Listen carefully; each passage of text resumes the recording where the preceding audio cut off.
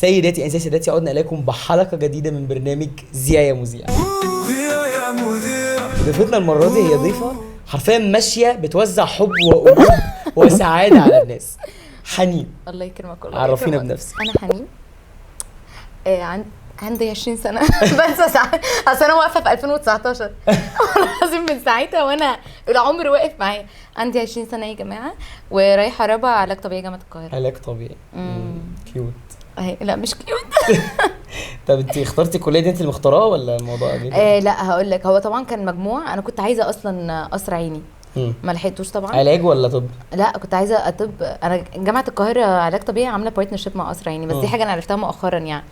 وما كنتش اعرف حاجه اصلا عن علاج طبيعي في الاول، وجالي في التنسيق كان جاي لي بيطري، كنت متمسكه جدا ببيطري، بس ماما قالت لي بقى لا. انا كنت تخيلوا بقى هيجيبوا لنا غزلان وفيله بقى صغنطوطه وكده، بس صاحبتي يعني ورتني شكل الجثث هناك صعبه. يعني بالنسبه لي جثه البني ادمين ارحم بكتير من جثه الحيوان. مثلا اشرح جثه حمار مثلا، شكلهم بيصعب على الكافر موت، يعني شكلهم صعب قوي. بس حلو قوي، بيصعب على الكافر موت. دلوقتي انا في معلومه انتشرت الفتره دي انا لسه ما اكتشفها، ان انت مش مصريه. وان انت كان مثلا مش جزء وجزء مصري. أيوة. لا انت جزء دوله وجزء دوله تاني. ايوه بقى. انا بابا سعودي وماما مغربيه. اوكي، هما الاثنين بيحبوا مصر جدا، فخلاص بقى يعني كملوا حياتهم هنا. وانا بحب مصر موت، يعني انا اتولدت هنا، صحابي هنا، كل حاجه هنا. من الحاجات اللي خلتنا نكمل في مصر، ممكن اغلب الناس ما يعرفوهاش، ان انا ما عنديش اخوات، انا وحيده. تمام. وماما طبعا لما اغتربت هنا وكده بقى برضو قرايبنا بعيد، فانا وانس ان انا عملت صحاب وعملت سوشيال لايف هنا، ماما كانتش عايزه تكسر لي الحته دي وترجعني مره واحده او توديني مره واحده لبلد تانية بعد ما كنت اوريدي عشت من مثلا هنا 5 أو 7 سنين. كانت متاكده ان دي حاجه هتفرق في شخصيتي قوي، خصوصا الطفل الوحيد ده بيبقى الاجتماعيه بتاعته صعبه قوي، فان انت تربيه وخلاص وصلته لنقطه اجتماعيه تحفه، فجاه تضيع منه كل الحاجات دي، كانت هتبقى صعبه قوي. فماما كانت واخده قرار انه لا نكمل هنا علشان انا ما تحصليش دروب او تروما. يعني في حاجه معينه مثلا تخليكي ما تقدريش تعيشي في المغرب؟ بص، المغرب تحفه يعني بجد، هي حلوه قوي قوي قوي قوي. مشكلتي الوحيده ان هم منظمين منظمين قوي قوي قوي. يعني انا بتعود على السهر، اتعود ان انا يعني خلاص اتطبعت باللي هنا بقى، فان انا ممكن اطبق اصحى الساعه 7 الصبح، افضل نايمه لغايه، افضل سهرانه لغايه 7 الصبح عادي. هم هناك الحاجات بتقفل بدري، انت لو صحيت الساعه 10 انت اصلا انت ايه ده، ازاي صاحي الساعه 10؟ انت كده متاخر قوي. في رمضان يعني في رمضان الاجواء تحفه قوي هناك، يعني هي الاجواء بصراحه رمضانيه اكتر، بس ما عندهمش السهر بتاع السحور والحاجات دي. فانا اللايف ستايل اللي مبهوقه هنا عجباني اكتر. يعني ما اقدرش اروح اعيش عيشه كامله، بس يعني اقدر ان انا اروح اجازات، اروح كل فتره.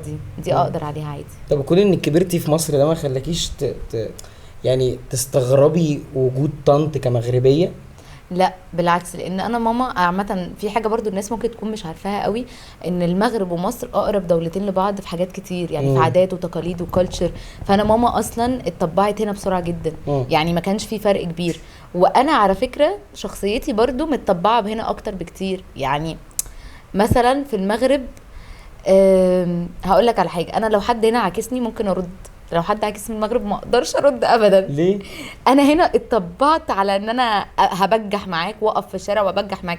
هنا اصلا هناك في المغرب اصلا انت ما بتتعكسش، يعني هو مفيش اوبشن اصلا المعاكسه هناك، الناس مؤدبه قوي. مؤدبه اوفر. بس انا اتطبعت على الحاجات اللي هنا، فاهمني؟ يعني انا لو واحد وقف معايا هشرشح له عادي في الشارع. بس هناك ما اقدرش. طيب فكره ان ما كانش في حد في البيت غيرك انت وطنط، دي كانت عامله مشكله؟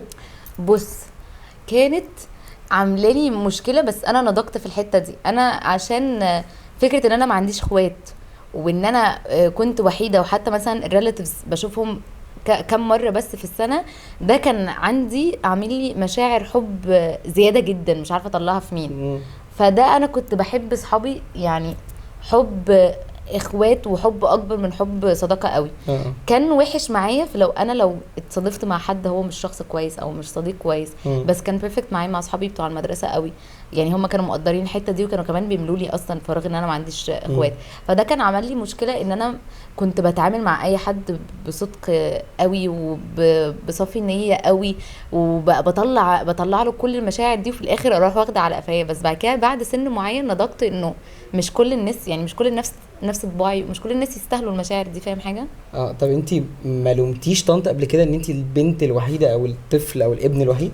لا بص، كانت في فتره كنت فعلا عايزه اخوات، بس بعد كده لما حسبتها حسيت انه لا، انا لو كان مثلا عندي اخ او اخت تانيين كانت ممكن علاقتي مع ماما ما تبقاش الكلوز اللي دلوقتي. انا علاقتي مع ماما كلوز قوي عشان انا ما عنديش اخوات، وهي كان نفسها تخلف بنت، وهي كان نفسها في اخت بنت لما كانت كمان في بيتها.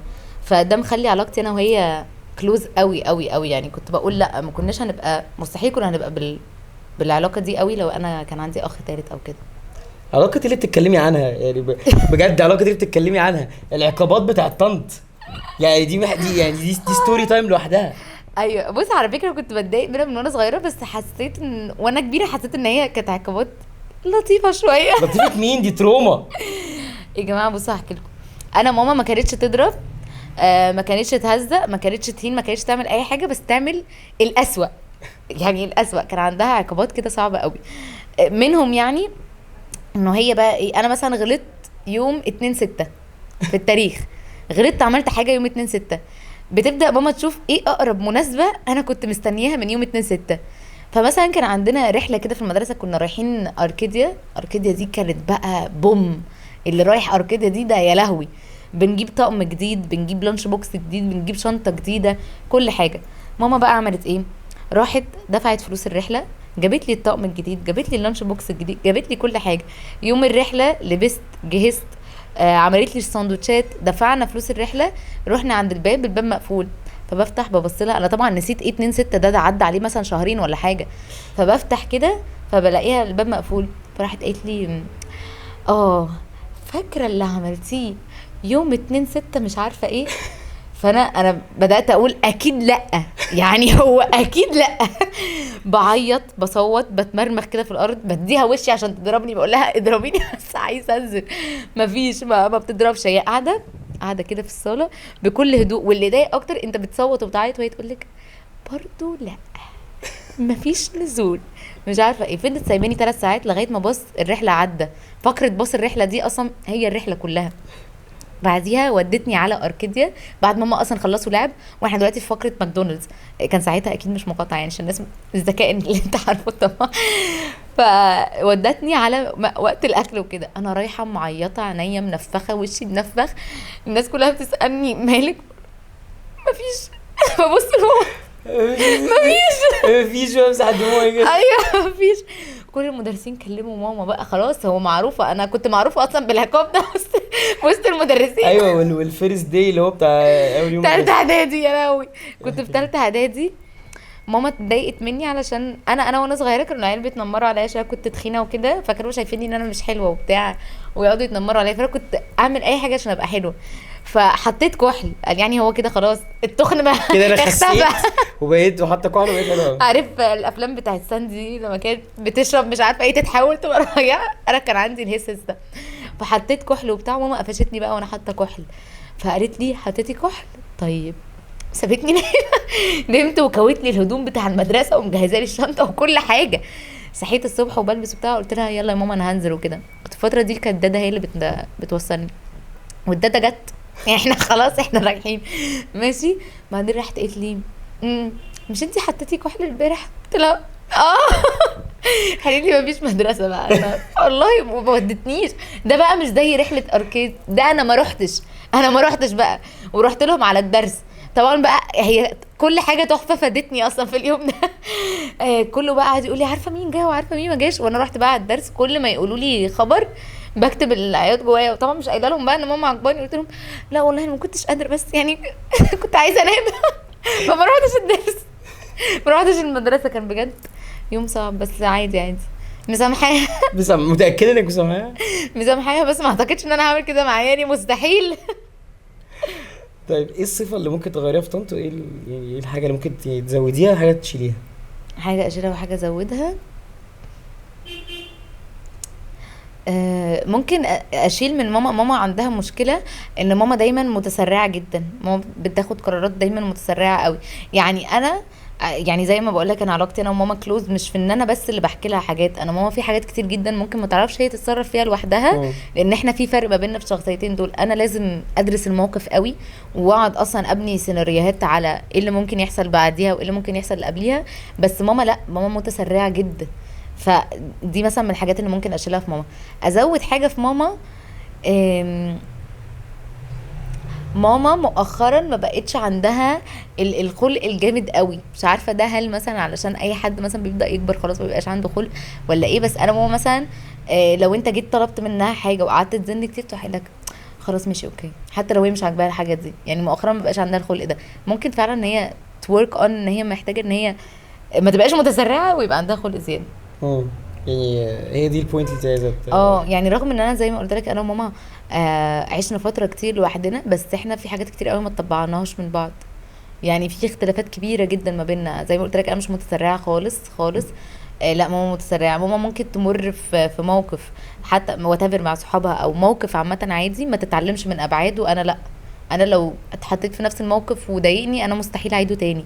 ماما لا، ماما كده. ماما ممكن تسامح بسهوله اكتر مني. انا لا، انا الحته دي عندي صعبه قوي كده. بس احنا في حاجات كتير، رغم ان احنا الاثنين نفس البرج، احنا الاثنين برج الدلو، بس بقى برضو في حاجات كتير قوي مش متطبعين فيها من بعض. كانت متوقعه ان انت تبقي تيك توكر ومشهوره والحاجات دي ولا مش؟ لا خالص. انا اصلا عندي على مع تيك توك كذا كذا قصه هحكي لك. بص، انا اول فيديو اصلا وينت فايرل كان فيديو كده ليه علاقه بثانويه عامه، وما كنتش في بدايتي خالص ما كنتش اعرف اي حاجه عن حياه بقى البلوجرز والانفلونسرز وبقى البادجتس والحاجات دي. كنت لا افقه عنها شيء. انا بدأ تقريبا بقالي دلوقتي 3 سنين.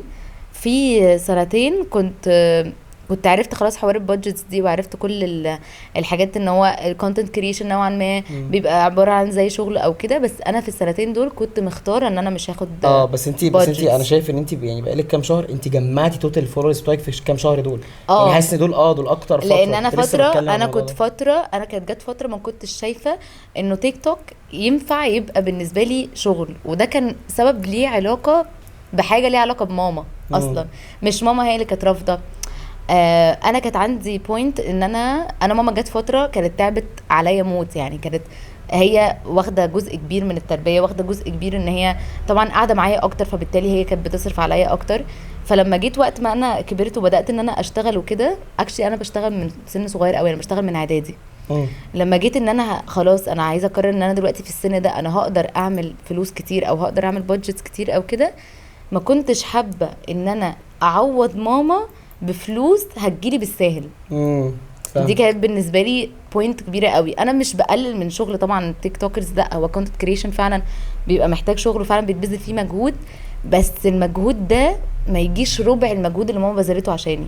فانا كنت شايفه انه لا، انا مش الفلوس بتاعه التيك توك دي اللي هتخليني اعوض ماما. لا، انا محتاجه اشتغل واتعب اتليست. طبعا مش هوصل في التعب اللي ماما تعبته ابدا، بس اتليست اكون واصله لربعه اقدر اعوضها بفلوس انا فعلا باذله فيها مجهود.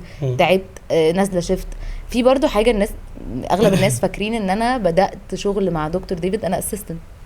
دلوقتي اترقيت بقيت مانجر بس انا بدات اسيستنت. الناس فاكره ان انا بدات مع دكتور ديفيد بسبب التيك توك. انا بادئه معاه من قبل التيك توك بكتير، انا دي ربع سنه ليا معاه. فده مثلا شغل هو مجهود كبير ملوش علاقه اصلا بدراستي خالص. ساعات بروح من الساعه 8 وامشي الساعه 11 بالليل. بس انا شايفه ان ده الشغل اللي ممكن فعلا اعوض او اجيب حاجه لين ماما. هي تعبت عليا، فهي تستاهل ان انا دلوقتي اتعب عادي واتبهدل، فاهم؟ بس فده كان بدايه التيك توك. هل دلوقتي مثلا باخد بادجتس او كده؟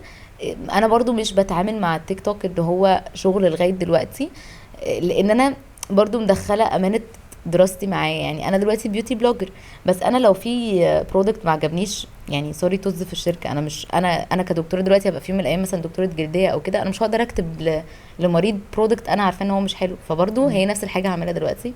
مش هقول لك على برودكت انا شايفه ان الانجريدينتس بتاعته مثلا مش كويسه، او في نسبه كحول عاليه، او الجليسرين بتاعه مش كويس، او اصلا الكيميكالز اللي فيه مش ماشيه مع السكين تايب دي.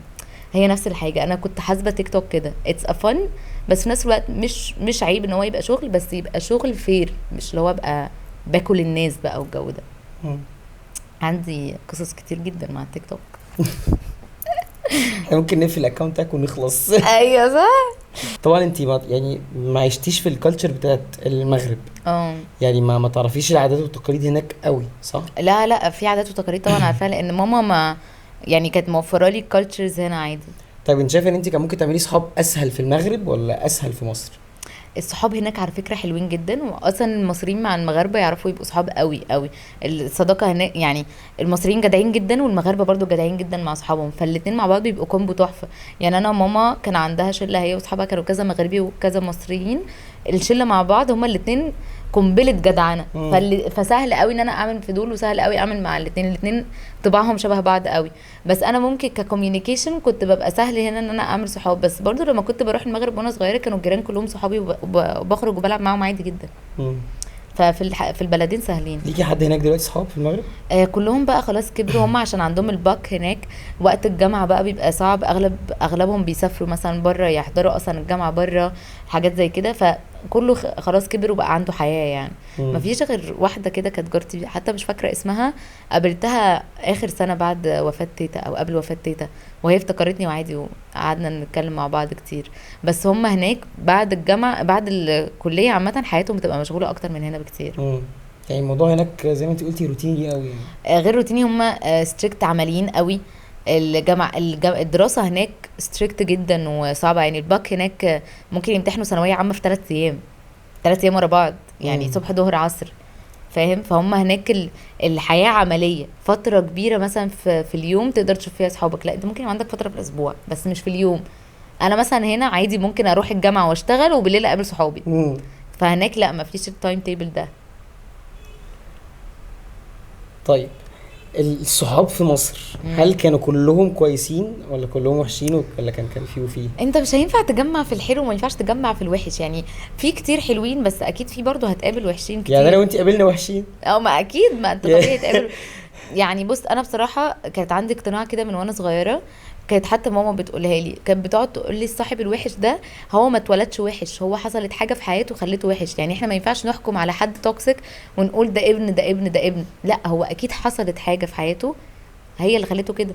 وبعدين انا كمان ما اقدرش الوم حد. انا لو مثلا هقول على الشخص ده وحش، يعني الاحسن ان انا ما اقولش عليه وحش، اقول اهله هم اللي وحشين. يعني بص، دلوقتي هو البني ادم بيتولد بلا هويه، من غير شخصيه، من غير اي حاجه. هو بيكتسب كل حاجه من البيئه اللي هو عايش فيها. البيئه دي بقى اللي هو مين؟ المنطقه، الحاجات اللي مر بيها، عيلته عاملين ازاي، معامله اصلا البيرنتس قدامه عاملين ازاي.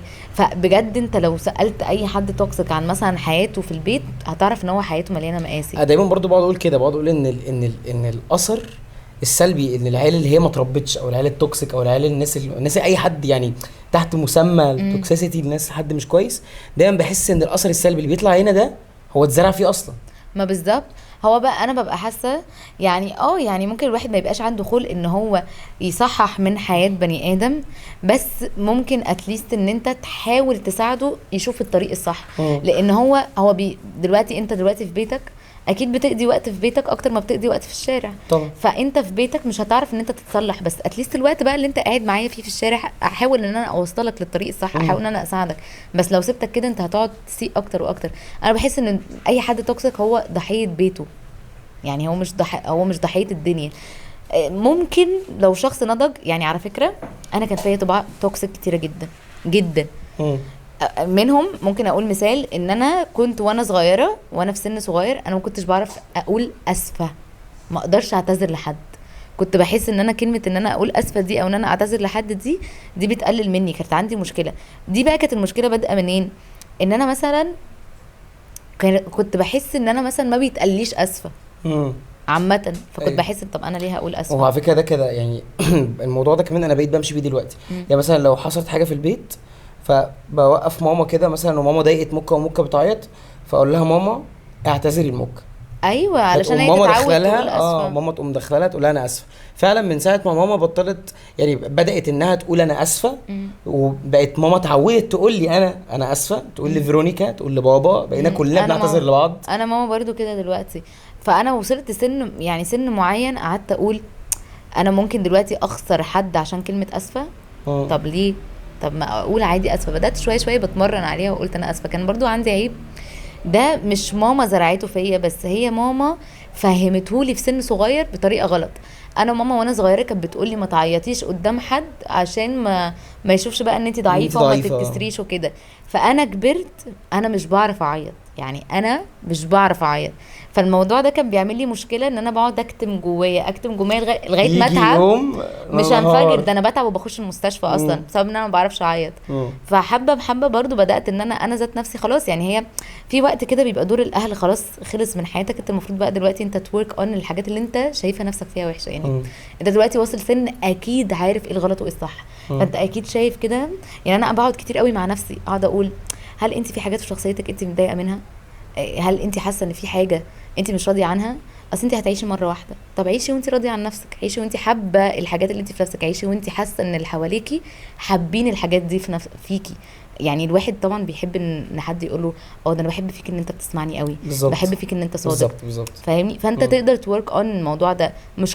مشكلتنا عامه كمجتمع ان احنا ما تعودناش على فكره ان الواحد يقدر يغير نفسه. لا، احنا تعودنا اصل ده طبيعي، اصل ده عيبي، اصل مش عارفه ايه، خد صاحبك على عيبه. لا، طب ما ليه اعلمه؟ بالظبط بقى، ما دي نفس دي ده انا معترض جدا على الجمله دي، معترض جدا. وعيبه ده يروح وهو هيبقى مبسوط من نفسه. ليه بقى تبقى صاحبي وانت عيبك بيأذيني ونصلح العيب ده مع بعض. نصلح العيب ده مع بعض. ما هو نصلحه وانت مديني الاكساس ان انا اساعدك في انك تصلح. المشكله بقى في الاكسس ان الناس هنا يعني الناس مش مقتنعين ان انت تقدر تغير نفسك. هو دايما في يقول لك اللي بيدي لك كلب عمره ما يتعدل. لا عادي، لا يتعدل عادي جدا.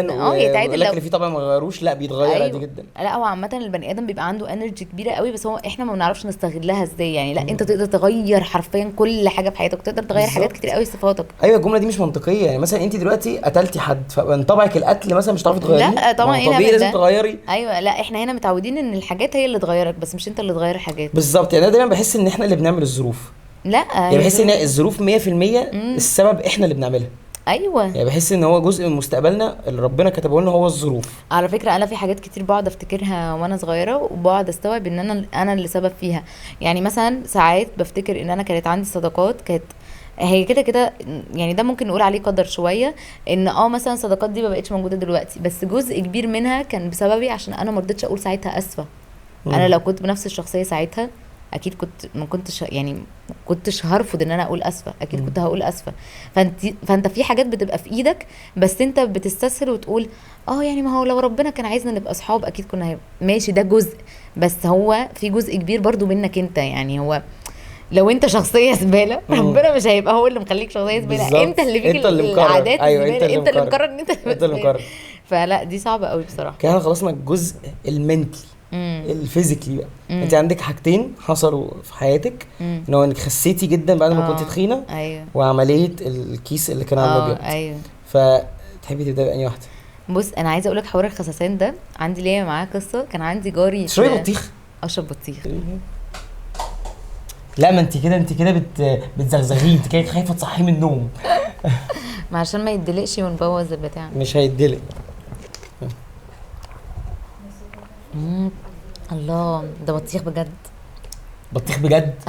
يبقى احنا جايبين لك بلاستيك. لا، وبطيخ مبطرخ كده. قال لك بطيخ مبطرخ. ممكن نخش في الحلقه؟ ماشي. الخسسان بقى كان عندي جاري انا عامه وانا صغيره كنت تخينه، بس ما كنتش التخينه اللي ما عنديش ثقه في نفسي. انا تخينه وعندي ثقه ان انا تخينه. لا، بس بقى مرض حوار الكحل. لا، اسيبك من ده. بس انا كان مثلا كنت بيني وبين نفسي عارفه ان انا تخينه وبعيط واشوف اللبس الحلو على البنات واعيط وابقى متضايقه ان انا شكله مش حلو عليا. بس لو حد جه قال لي ان انا تخينه، ده انت اللي تخين و60 تخين، انت شايف نفسك عامل ازاي؟ معاك اصلا صور الفتره دي؟ بس معايا صور وانا بدات اخس. ده انا وانا بدات اخس كنت تخينه. لما بدات تخسي كنت تخينه برضه. استنى نطلع الصور الاول. بص، انا عايزه اقول لك انا لغايه دلوقتي بشفق على الزرار اللي موجود في ده. انا كنت اول ما بدات اخس كنت داخله على 70 تقريبا او 78، بس انا عشان قصيره انا كنت ساعتها 148. ما كنت 148 فكنت عباره عن دوريه. ايوه، الطول مش لايق مع شايف الزرار ده؟ 148 ده ايه؟ سنتي طول. طيب 76 كيلو يعني. ايوه ما هو لا. ما علشان زياده بتاع حاجه و20 يعني كيلو. الزرار مش عايز يقفل على بطنها. اه انا بشفق لغايه دلوقتي والله العظيم على الزرار ده كنت في عيد ميلاد وكل شويه اروح ماسكاه واروح عامله كده عشان ما والله العظيم هو كان بيتلغلغ، عارفه لو عمال بيعمل كده. ماشي، احنا وصلنا لفين؟ فانا كنت تخينه قوي، ورينا الصوره. فكان لما حد يجي يكلمني على التخن بتاعي ده امه داعي عليه، امه داعي عليه بجد.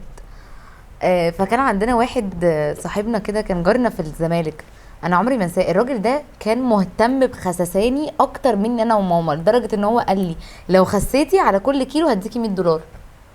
والله العظيم كان بص، كان ممكن يتحول قرد قدامي علشان بس اخس، وانا كنت برضو قلت له لا مش هخس، انا هخس لما انا بقى عايزه اخس. خسيت امتى بقى؟ كنت داخله على ثالثه اعدادي، وبدانا بقى البنات يكبروا ويبقى شكلهم بقى ليدي وكده، ويبقى شكلهم حلو وبتاع، وبدات بقى تنزل موضه البناطيل الهاي ويست والكروب توبس وكده. وانا البناطيل الهاي ويست مهما جبته مقاسه كان من كتر ما انا كانت بطني كبيره كان بيبقى له ويست عليا ما بيطلعش، هو بيجي في حته خلاص هو مش قادر يطلع اكتر من كده. الكروب توبس بتاعتي طبعا كانت بتيجي هنا، هي اصلا ما بتنزلش. فساعتها كنت حاسه انه لا انا يعني محتاجه بقى ابقى خلاص ابقى ليدي وكده، ومحتاجه اخس يعني. الفتره دي كانت نفسيتي كانت وحشه قوي، كنت بقعد اشوف البنات حواليا كانوا بيبقوا حلوين، ومثلا هما كنت بحس ان هما بيتكسفوا ان هما يمشوا جنبي، هما دلوقتي ليديز وبقى جسمهم حلو وكده وبيلبسوا وبتاع، وانا البنت اللي تشابي اللي شبه ايه الدبدوب. فخلاص انا بقيت بمشي مثلا ببقى ماشيه وراهم شويه، ما بيمشونيش معاهم في نفس الصف. ساعتها دخلت المستشفى انا بص كنت كل ما بدخل اخش المستشفى اي حد يكلمني هتتنفس جنبي هخش المستشفى. فدخلت المستشفى خسيت 5 كيلو، فرقوا معايا قوي. قلت بس طب ما اطلع اكمل عليهم. كنت بعمل بقى ايه، كان ساعتها في فتره الصيف عملت دايت كان قاسي قوي، اللي هو الكاربز اقل حاجه بروتين وكل مجموعه سلطه. فخسيت طبعا جزء كبير قوي في فتره صغيره جدا. كان معايا حد في المدرسه اسمه عبد الله نصر، عبد الله نصر دلوقتي شرطه ماشي. انا وهو كنا اتخان في نفس الفتره، وكانوا برضو بيتعنصروا علينا احنا الاثنين وبيتنمروا علينا احنا الاثنين، فاحنا خسينا مع بعض يعني. فكنا برضو بناكل مع بعض وكده. انا فاكره عبد الله اول مره شافني باكل وقلت مش قادره كان هيتجنن، انا ازاي مش قادره اكمل، مديني كده حته صدر صغيره وانا اكلت. فانا مش مثلا بقول لا خلاص مش قادره، لا انا بجد مش قادره انا هموت. ده روح قال لمامته الحقيقه ماما ده حنين مش قادره اكمل ربع الفرخه في المدرسه، الحقوا يا جماعه دي حنين مش قادره اكمل ربع الفرخه. ساعتها بقى رجعت لهم بعد الصيف، الناس بقى مش عارفيني انا خسيت وراجعه بقى عامله شعري وبتاع، فانا ليدي انا ليدي يا ولاد الكلام كلكم. بصوا انا جيت حطيت عليكم بقى، وكنت بقى بلبس لبس حلو بقى وماشيه خلاص انا مالكه الدنيا انا مالكه الدنيا، انا لابسه بنطلون هاي ويست انا مالكه الدنيا. صراحه كان اكبر تغيير في حياتي عملته، كان احلى تغيير بصراحه عملته بصراحه. يعني لو كنت تخيل لغايه دلوقتي كنت هتدمر. عمليه الكيس اللي كان على المبيض انت طلعتي اتكلمتي عنها على تيك توك وحذرتي منها؟ حذرت منها جامد قوي لان هي صعبه بجد. طيب ايه بقى الدنيا؟ انا اصلا يعني الكواليس اللي ورا العمليه حاجه، والعمليه ذات نفسها حاجه تانية خالص. طبعا احنا اتربينا في مجتمع انت لو بتموتي من البيريد ده طبيعي، يعني البيريد اصلا بتوجع، انت ايه ده انت بتفرفري ده طبيعي. انا كمان كانت ماما وتيتا معوديني ان احنا جيناتيكلي عندنا مشكله ان احنا جيناتيكلي بتبقى بينفul اكتر. فطبعا قعدت هي بتدي اثار جانبيه بتوجع اكتر. فانا هو بص في فرق ما بين الكيس والتكيس وطبعا بطاره الرحم المهاجره. الكيس ده بيبقى كيس واحد بس وبيقعد يكبر بس ما بيكترش في العدد، يا اما كيس واحد على المبيض يا اما كيس على المبيضين، بيبقى اسمه اوفيريان سيست. في منه انواع بقى كتير، سيستيدينوما مثلا، درمويد، كل نوع وبيبقى ليه بقى يعني زي ما تقول ليه كومبليكيشنز، وكل نوع ليه سيمبتومز شويه، بس كلهم في الاخر بيتركزوا في سيمبتوم واحد، ان هو البيريد بتبقى مؤلمه قوي قوي، يعني مؤلمه الم مش طبيعي. الم البيريد اصلا الطبيعي ان هو يبقى زي ماسل سبازم، كرامس كده خفيفه اللي هي متحمله، بس بقى مش اللي هي الكرامس اللي توصل للالم والدموع وان انت ما تبقيش قادره تقومي وان انت تبقي عايزه تبقي قاعده عامله كده. ده مش طبيعي ابدا، ودي حاجه احنا محتاجين نوعي عنها انه ده مش طبيعي، ان انت تبقي متألمه الالم ده مش طبيعي. وانا بصراحه الدكتور النساء اللي انا كنت يعني بتابع معاه كان قال لي انه احنا المفروض نوعي ونبدا يبقى عندنا انه وانس ان انت بلغتي لازم كل فتره تروحي تعملي تشيك اب، حتى لو مش حاسه بحاجه. ان برضو مجال الجاينة عامة كله في حاجات اصلا بتبقى سايلنت، في حاجات ما بيطلعش عنها سيمبتومز. الكيس على المبيض ده على فكرة بيبقى الالم بتاعه مش بيظهر قوي، لو مش بيبقى مميت، واعراضه الجامدة دي ما بتبقاش ظاهرة خالص غير لما بيكبر عن 5 سم، يعني محتاج عملية. اقل من 5 عادي بيتاخد له ادويه وهرمونز وبتاع. انا بدات طبعا كانت قعدت 3 سنين عندي الم شديد قوي. اخر فتره لما خلاص شكينا كان بدا ان انا يطلع لي اودر، بدا ان يبقى فيه كولر غريب جدا، كولر مش نورمال، بدا يبقى فيه افرازات ملهاش علاقه اصلا بميعاد البيريد نهائي. وجع من غير اصلا بيريد، يعني مثلا بيريد في اخر الشهر، وجع في اول الشهر، يعني وجع كده مش طبيعي. ساعتها كنا رايحين انا وماما عاملين حسابنا ايه، يعني ايه اسوأ حاجه، بكتيريا انفكشن، انا اخد لها دواء يعني وهتبقى تمام. رحت الدكتور اللي بيبقى عندي بيبقى عنده استشاري سونار وهو، فالدكتور بتاع السونار بيبص الرياكشنز بتاعته كل شويه، عمال بيعمل كده ومتعجب. انا قلت مكتشفين حاجه جديده في بطني وانا مش هخش موسوعه جينيس ولا حاجه. فعمال بيقول لي هو انت مش ملاحظه ان في حاجه غريبه؟ بقول له اسكوز مي يعني لو ما فيش حاجه غريبه يبقى عندك ليه يعني، صباح الخير. فراح قال لي ده انت بطنك عاليه جدا، ده انت مش عارفه ايه. يا عم خش في الموضوع. راح قال لي انت عندك كيس على المبيض الشمال حجمه 11 سم. 11 سم ده ضخم اصلا، ما يوصلوش غير بعد مده. قال لي ده مثلا بقاله على الاقل 3 سنين وبيكبر وانت ولا هنا.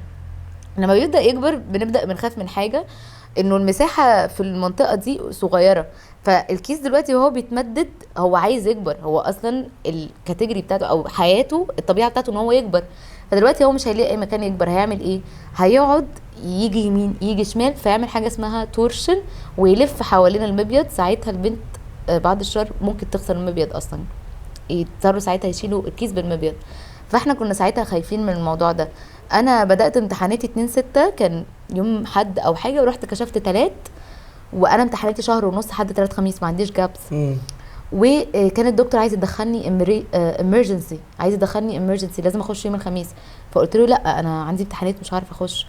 قال لي لا يبقى انت كده محتاجه بروكوشنز، وما اتحركش ما تنططش ما اطلعش ما اعملش. انا اصلا بمتحن في الدور الخامس يعني صباح الخير، وبطلع كل يوم سلالم. كان شهر بجد مأساوي. وانا الترم ده كان عندي ماده اسمها فارما. روح عند اي حد كده كليه طبيه يقول له فارما، هتلاقيه بيصوت وبيعمل كده. ايوه انا كل اصحابي ما بيحبوش الفارما، ما اعرفش ايه العلاقه. فارما دي صعبه جدا يعني. ايه ليه علاقه بالكيمستري يعني؟ دي فارماكولوجي يعني ادويه بقى، بس الادويه بقى من ايام ما كانت نبته ازاي استخلصوها وخلوها دواء بالاسماء بقى كلها، يعني من اسمها من هي ايام ما كانت بذره لغايه ما بقت اسم دواء على العلبه. صعبه قوي يعني. وانا كنت محتاجه اعوضها، كنت ناقصه عن النجاح بتاع 6 درجات في الترم الاول. فكنت اوريدي ستريسفول في الفارما دي جدا، واحنا ما عندناش سمر، انا مين ستريم. فستريسفول بتاع الفارما مع الستريس بتاع العمليه ده كان شهر بجد مأساوي. والليله انا خلصت امتحاناتي 2/7، عملت العمليه 3/7. 2/7 دي بقى كنت بذاكر ماده اسمها باثولوجي، عندي بتاع 2 شابترز كده كاملين، اورام المبايض والرحم، بذاكرهم ليله العمليه وبذاكر بقى واقول ايه ده فعلا انا عندي كده، هل ممكن يبقى عندي كده؟ كده ما تعرفش نوع الكيس غير لما بيستخرجوه ويحللوه يعني. بس بقى وبتاع، ففكره ان بقى انا كنت دارسه الموضوع ده كمان كان صعب قوي، لان بعد ما حللوه وعرفت ان انا عندي حاجه اسمها سيستادينوما، كان عندي فيها 2 سيلز، حاجه اسمها بابيلري وحاجه اسمها ميوكوزا. البابيلري دي اصلا بتبقى يعني لما حد بيجي له حاجه اسمها بابيلري سيستادينوما ده لازم يعمل تيومر ماركر، لازم يعمل تحاليل ان هو يشوف عنده ورم ولا لا. وراحوا طلبوا مني التحاليل ده. احنا دي كانت جنازه بقى في البيت ان انا رايحه اعمل تيومر ماركر. كده كده بيبقى عالي شويه بعد ما اي حد بيبقى عنده كيس، بس هو المفروض ما يعداش عن 30. فدي بقى كانت انا اول ما قريت بقى الريبورت، انا مش محتاجه اروح للدكتور، انا خلاص فاهمه انت دكتوره زي انت شخصيا انا دكتورة. فاهمه. فلقيت واللي بقى كان بلوت تويست ان السيستادينوما دي انا مذاكراها. طبعا الكلام على ورق حاجه والكلام على ارض الواقع حاجه. السيستادينوما دي بتيجي اكتر للستات اللي عندهم مينوبوز، وبتبقى يعني اشاره ان ممكن حد يجي له ورم بعد الشر. فهي بتيجي اصلا من سن 40 ل 60، انا جايه لي وانا عندي 20. فصباح الخير يعني. بس تعافيت بقى بعديها. طبعا انا دلوقتي لسه مش هيلد 100%، لسه بطني بتهيل شويه. بس للامانه هي عمليه فعلا محتاجه ان هي تتعمل. يعني انت عارف انا بعد الفيديو بتاع تيك توك جات لي قصص من اهالي سيئه سيئه بجد. انا في قصه عمري ما هنساها، قصتين اكشلي عمري ما هنساها. كانت بنت بعتت لي وعايزه تنزل القصه عشان البنات يعني ياخدوا منها موعظه وكده. البنت دي كان عندها الاعراض تمام. وكانت مامتها راحت معاها عند الدكتور وكده، من اول كشف كان الكيس عندها اوريدي متضخم جدا، والدكتور قال لها لازم تعمل عمليه. قالت له لا انا بنتي بنت مش هتعمل عمليه، مش عارفه ايه العلاقه اصلا. ماشي. وقالت له لا مش هتعمل عمليه. بعديها ب6 شهور، 6 شهور دي فتره كبيره جدا، تعبت وراحت امرجنسي، راحت الطوارئ وقالوا لها بنتك لازم تخش دلوقتي تعمل عمليه. رفضت وما دخلتهاش العمليه لغايه ما راحوا بسم الله الرحمن الرحيم، راحت كانت في شغل، كانت عندها بقى في شغل وتعبت وكانت لها حمى واغمى عليها وبدات ان هي تعرق وشفايفها ازرقت وكل الحاجات دي، واصحابها ودوها الطوارئ وقالوا دي لو ما دخلتش العمليه حالا هتموت. ساعتها هي كلمت اول دكتور خالص، قال لمامتها ان هي محتاجه تعمل عمليه، قال لها ساعتين لو بنتك ما دخلتش حضري الكفن، خلاص هي جالها تسمم. دخلوا لقوا ان الكيس من كتر ما هو تضخم كتير قوي لف على المبيض 8 لفات، والمبيض ميت ومتليف جواها بقاله كتير وعامل انفكشن، لو ما كانتش دخلت كان هيجي لها تسمم وتموت. وخسرت المبيض، ودلوقتي عدت السنين عليها كتير، بقت عندها حاجه ب30 سنه ومش قادره تسامح مامتها، لان طبعا بسبب المجتمع اللي احنا فيه اي حد بتتعرف عليه وتقول له ان هي عندها مبيض واحد ما بيرضاش ان هو يرتبط بيها. المشكله دي عامله لها تروما لغايه دلوقتي. ايوه انت فهمتيني ان كده بتبقى فرصتها في الحمل بتبقى اقل. هي مش هي بتحمل عادي، بس انت بدل ما كان عندك تخصيب او فيرتلايزيشن طول السنه 12 شهر، فبيبقى عندك بمعدل 6 شهور بس. فانت مثلا ممكن تعرفي تحملي في شهر وشهر تاني لا. فاهم قصدي؟ بس عادي في كتير قوي بيحملوا. وكانت في بنت تانية برضو ده كان باباها ومامتها كان كيس عندها صغير ويتلحق بأدوية اصلا، راحت واكتشفته كان صغير جدا اقل من 3 سم. طول ما هو اقل من 5 سم بيتلحق بأدوية عادي. وكان هو ادويته ادويه منع الحمل. الناس بقى مش فاهمه ان اصلا ادويه منع الحمل دي مش معموله لمنع الحمل، هي هرمون الدراجز من استخداماتها منع الحمل، بس هو مش دواء لمنع الحمل دايركت يعني. فهم كانوا شايفين ان هم بنتهم بنت بنوت ازاي تاخد دواء منع حمل. عمري ما فهمت الكونسبت ده، ومرضوش ان هم يدوها الدواء. وكمان كانوا بيفتشوا الاوضه بتاعتها علشان يبقوا متاكدين ان هي مش هتاخد الدواء من وراهم. ثابت كده وفضلت كده كتير كتير قوي، لغايه ما في مره جالها نزيف جامد جدا وراحوا كشفوا، طلع ان الكيس اللي كان صغير ده كان نوع اسمه درمويد. الدرمويد ده هو الكيس الوحيد اللي من الحميد اللي عنده قابليه ان هو ممكن يتقلب خبيث في اي وقت. واتقلب عندها خبيث، وتحولت من بنت كان عندها كيس ممكن حرفيا شريط دواء يلحق حياتها لمريضه سرطان. ومش مسامحه اهلها ابدا لغايه دلوقتي، لان هي اضطرت تشيل المبيض وبقت بتاخد كيماوي. يعني هي عايشه بمبيض واحد وبتاخد كيماوي. فالحته دي بجد الاهالي محتاجين ان هم يتوعوا فيها جامد قوي قوي قوي. انت بتدمر حياه بنتك وبتدمر العلاقه اللي ما بينكم، هي هتتعامل معاهم ازاي دلوقتي اصلا؟ فالموضوع ده سيء قوي فعلا. من ساعه ما عملت العمليه كنت بدات اسمع قصص انا ما كنتش متخيله ان هي اصلا موجوده في ارض الواقع. صعبه قوي يعني. دي من عيوبي اللي انا اتعلمتها يا جماعه وانا صغيره. كانت جت فتره كانوا صحابي مش بيتقبلوا ان انا ابقى وسطيهم. ده ليه؟ انا كنت ساعتها وانا صغيره بعقليتي وانا صغيره كنت ببقى شايفه ان هم اكيد صحابي هم اللي الناس مش كويسين وازاي مش عايزيني ودول صحاب مش جدع وكده. لما كبرت وبدات افتكر الحاجات اللي انا كنت بعملها، لا هو انا لو مكانهم مش هبقى متقبله واحده زيي. انا كنت ببقى لازقه اوفر، ولو حد نفخ في وشي بعيط اوفر قوي. في سن انت مش مفيش حاجه في دماغك غير ان انت تخرج وتتبسط، انت مش عايز حد زي كده في حياتك. فاهم قصدي؟ فساعتها بدات استوعب انه انت عادي تبقى وسط ناس مش حابينك. يعني دي حاجه نور من يعني انت ما تلومش نفسك ولا تلوم اللي قدامك. يعني ما تقولش ده الشخص ده مش عايزني، ده بجد شخص زباله. انا مش الناس دول مش عايزيني ابقى انا شخصيه مش كويسه. ممكن افكر مع نفسي شويه اشوف هل انا مثلا فيا عيوب الشخص ده ما تقبلنيش، بس مش هضغط على نفسي واقول ان انا ده انا ما حدش ما يحبنيش، ده انا مش عارفه ايه، ده انا مش عارفه ايه. لا نتقبل عادي ان انت عادي ممكن تبقى مكروه، انت مش احسن حد فعادي بجد الواحد بجد عادي ان هو يبقى مكروه. مش معنى ان في 10 بيحبوك ان الشخص ال11 ده مضطر ان هو يحبك. دلوقتي احنا جينا لاصعب فقره في كل حلقه، هو سؤال الجوكر. ايوه دلوقتي احنا عندنا يعني كذا سؤال. انت حلفت ماما. لا هو سؤال واحد هنساله ماشي وتحكي قصه ومش هنعيط. ماشي. سؤال جوكر هو ان في مره صحابك اتفقوا معاكي ان هم هيقصوا شعرهم وانتي كان شعرك طويل جدا، وبعد ما قصيتي شعرك ايوه اكتشفتي ان هم ما قصوش شعرك خالص، ان هم ما قصوش شعرهم يعني. ايوه ده في تانية ابتدائي. انا عارف ان الموضوع ده مأثر فيكي جامد قوي لحد دلوقتي. ايوه ده في مره في تانية، وفي مره في تانية ثانوي، ده في مرتين. كنا في تانية ابتدائي دي، انا لغايه دلوقتي مش قادره افهم هل هو الكوافير هو اللي استغبى ولا ايه، بس شعري ساعتها بعديها طول عادي. بتاع تانية ابتدائي دي انا كنت شعري طويل جدا جدا جدا وتقيل قوي، يعني هبقى اوريكم صوره انا شعري كان تحت كده، يعني انا وانا مثلا لو دخلت التويليت ببقى لازم الم شعري عشان ما اقعدش عليه بالغلط مثلا. فاهم. وبتاعه تانية ثانوي دي بقى فعلا كانوا ناس صحابي، بس مش اللي هم صحابي دلوقتي، هم ساعتها ما دلوقتي هم مش صحابي. كانوا اتفقوا ان احنا بقى داخلين تانية ثانوي وهنعمل نيو لوك وهنقص شعرنا ومش عارفه ايه وبتاع. انا ماما كانت رافضه قص الشعر ده جدا، يعني مش عارفه اقول لك ايه. انا ماما ممكن مثلا توافق ان انا البس قصير بس ما اقصش شعري، ماشي. جينا في تانية ثانوي انا بقى عاندت مع ماما، انا اصحابي هيقصوا شعري، انت ايه ده، انا كبيره دلوقتي هقص شعري لوحدي. كبيرة ايه؟ وفي واحدة كبيرة كانت فاكرة ان ام علي بطاطا. انت عرفت دي منين؟ يعني متخيلش اتكلم بقى. دي قصه تانية. انت عارف انا قفشتها ازاي؟ ايه؟ ده انا هحكي لك بعد قصه لقيتي الشعر. علي في الطبق ولا لا لا لا، ده بعدين دخلت بقى كنت في جيم، وكان في والله العظيم هو تحس كان مقص الجنينه بيناديني، قاعد كده لوحده في كورنر بيلمع وبيناديني، بجد بيناديني حرفيا. فدخلت اخد شاور وكده، ورحت عمياني مقسمه شعري تقسيمه متخلفه كده، وقصيت من اول عند الرقبه، يعني من اول كده ما بدات الودن تبان، رحت عامله كده رحت عامله كده. وبعدين بقى ايه، طبعا الشعر وهو مبلول غير وهو ناشف خالص، وهو مبلول كان اصلا كده، يعني هو مبلول كان بوي كات، ماشي. انا بلمه، انا عايزه الم المصيبه اللي انا عملتها، انا في ست فوق ممكن تشفني بالحياه يعني، ماشي.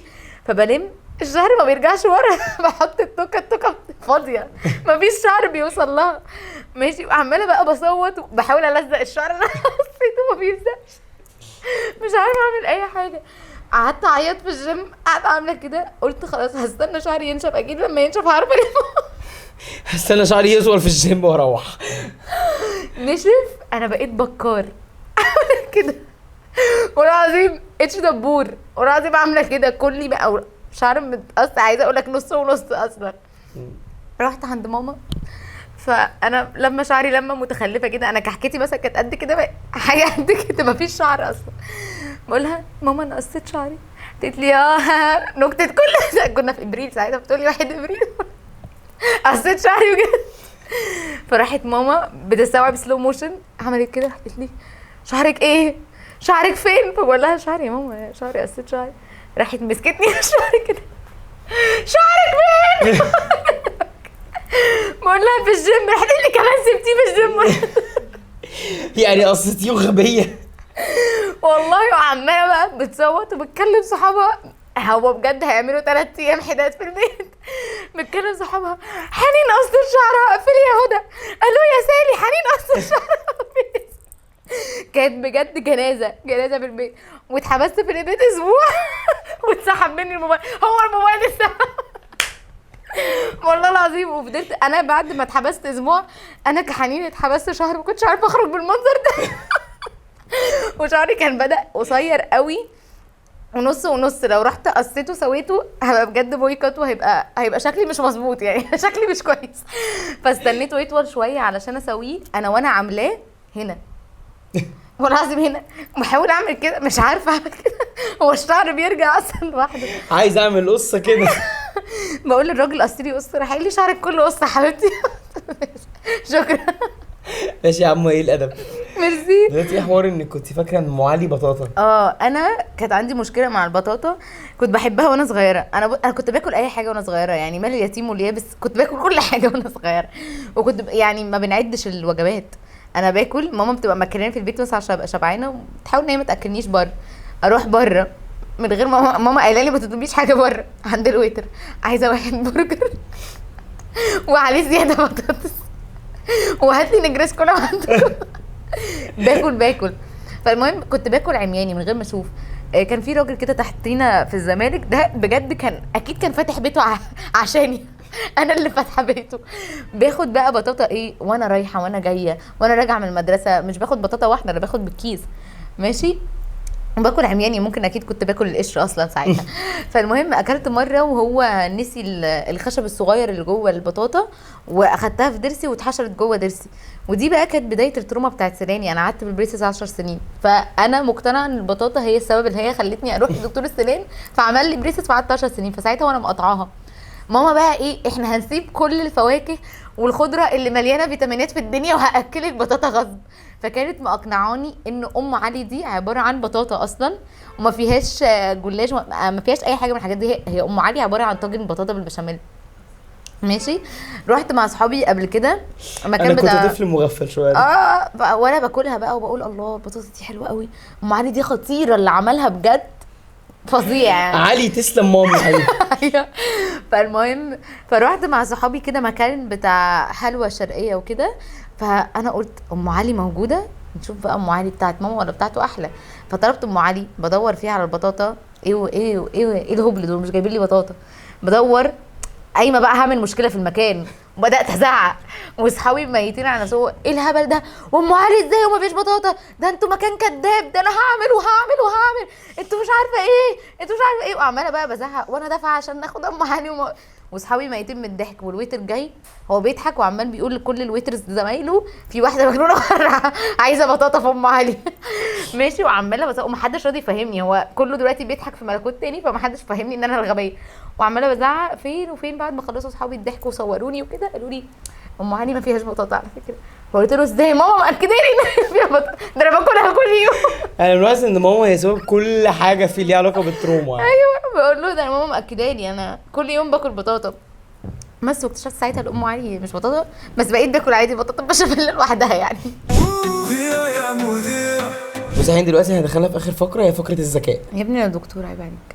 احنا هنشوف الموضوع ده دلوقتي. عيب عليك. هنسالك اسئله كده يعني بتعتمد على الاي كيو انا كنت هروح لعباقرة اصلا بس هم رفضوني يعني.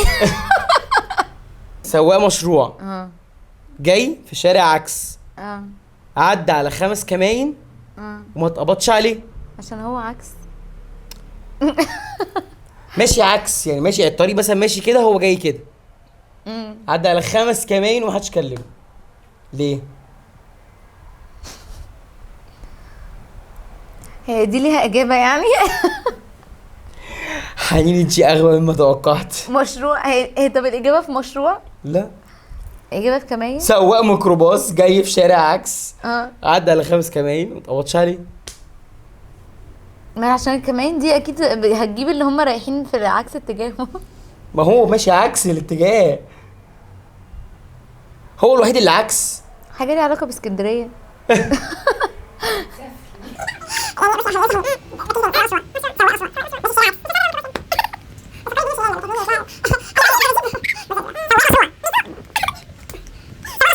بصي يا حنين، بصي هي عشان جبت اخري منك. سواق مشروع بيسوق مشروع. هو احنا بنغني ياما؟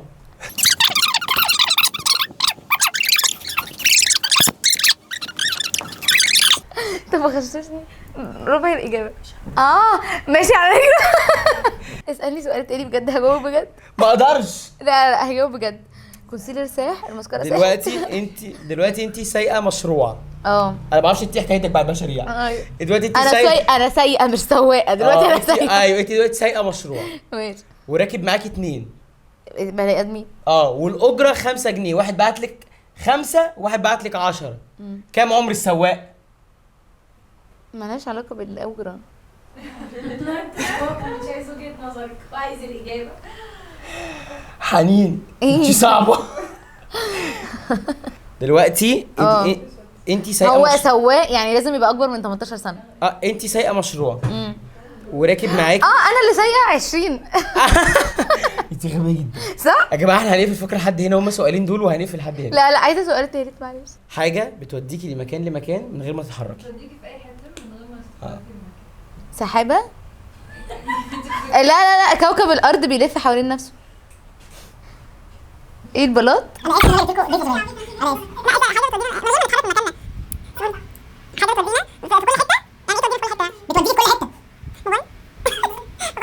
حاجة بتودينا الشمس. الشمس بتودينا ازاي؟ السولار سيستم. ايه سولار سيستم؟ يعني ايه سولار سيستم اساسا؟ كلميني. انا عايزك تشعبولي لي الدنيا شويه كده وتتكلمي ايه دي. كوكب الارض بيلف حوالين نفسه فبنروح كل حته. وبعدين يا حبيبتي خدك معايا قبل كده؟ لا يعني انت وانت في بيتك بيخش ظل، وبعدين الظل ده ممكن يلف من الشمس. هو علاقه ان ظلك بيروح معاك اي حته. السؤال تاني. معلش سؤال تاني. ممكن احنا معلش احنا في البرنامج ده مش هنقول اجابه السؤال ده، ليه؟ يعني اكتبوه في الكومنتس. وبما ان احنا كنا فقره الذكاء والضيف بتاعنا طلع غبي جدا، فاحب احييه ونرفع القبعه. وانت مكانك مش هنا والله. ايوه انا فعلا فعلا انت مكانك في السولار سيستم. ايوه في السولار الشمس. ايوه. هنبدا يا جماعه معاكم فقره جديده وهي جس ده تيك توكر. في حد بقى ايه مشهور على تيك توك ماشي بحاجه كده معينه بتوفير يعني وحاجات كده ماشي، ووجبات بقى ايه بتكفي فردين وكده. فانا شخص انا بحبها جدا، انا بجد بحبها قوي قوي قوي فعلا. بس اعمل لايك انا بحبها قوي. بس عندي مشكله ان انا اول ما جيت هنا اسكندريه قابلتها كنت هسلم عليها بس هي كانت شكلها متعصبه يعني. ويعني الشخص بقى اللي معاها كان شايل بقى حاجات بكميات كبيره عادي يعني ما كانت بكميات صغيره يعني. فجيت حاله الفقر دي ما بتطلعش غير علينا احنا على التيك توك. يعني احنا لازم نجيب بجنيه وربع بانيه و2 قرش. بس انا بحبك والله العظيم يا جماعه دي قادره دي جابت ب4 جنيه رز. بس انا بحبك بجد، وبجنيه الا ربع شعريه والله العظيم على تيك توك. جيس يا جماعه بقى ده تيك توكر في الكومنتس. باي سيداتي انساتي سادتي، وصلنا لاخر الحلقه. اتمنى تكونوا اتبسطتوا معانا واتبسطتوا معايا. احب اشكر جون لان هو مذيع خارق بصراحه، واشكر برنامج ذيع يا مذيع. وتفتكروا بقى هل الضيف بتاع المره الجايه لذيذ زيي ولا لا؟ تعالي بقى عشان انا سكتلك وانت هبله.